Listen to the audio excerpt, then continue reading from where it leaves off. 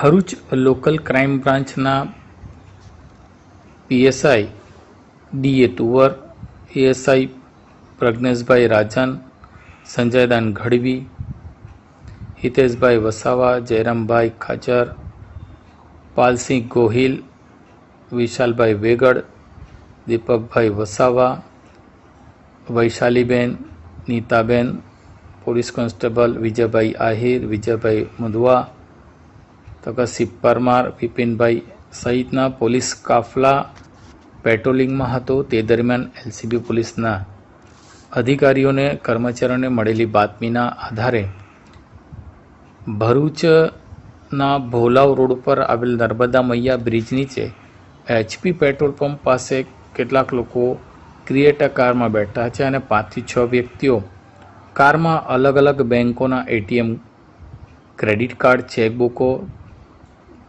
છે અને તેઓ કોઈક સાયબર ફ્રોડ કરવાની ફિરાકમાં હોવાની શંકા છે, જેથી એલસીબીની ટીમ દ્વારા તાત્કાલિક તેઓને કાર સાથે ઝડપી લીધા હતા।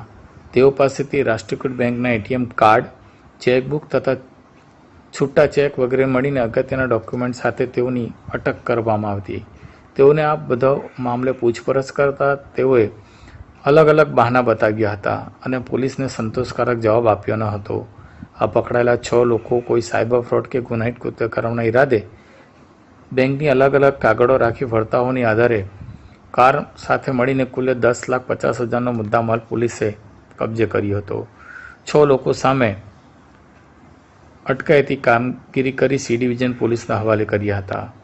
પોલીસે ઝડપી લીધેલા અશોક જ્વાલાપ્રસાદ ત્રિવેદી, રહેવાસી રાનીપુર, લક્ષ્ય અનુપસિંહ યાદવ, રહેવાસી હરિયાણા, શિવાંક રોહિતકુમાર યાદવ, રહેવાસી ઉત્તર પ્રદેશ, દીપાંશુ સતીશકુમાર સોની, રહેવાસી ઉત્તર પ્રદેશ, ધર્મેશ ભૂપત મકવાણા, રહેવાસી ભાવનગર, કરણબાબુ વાળા, અમરેલી એમ કુલ 6 લોકોને ઝડપી લીધા હતા। પોલીસે અલગ અલગ બેંકના એટીએમ, ક્રેડિટ કાર્ડ 14 નંગ, અલગ અલગ બેંકોની ચેકબુક 8, છૂટા 13 ચેકબુકો, ક્રિએટા કાર્ડ અને મોબાઈલ ફોન, લિનોવો કંપનીનું લેપટોપ મળી કુલ 10,50,000નો મુદ્દામાલ કબજે કર્યો હતો।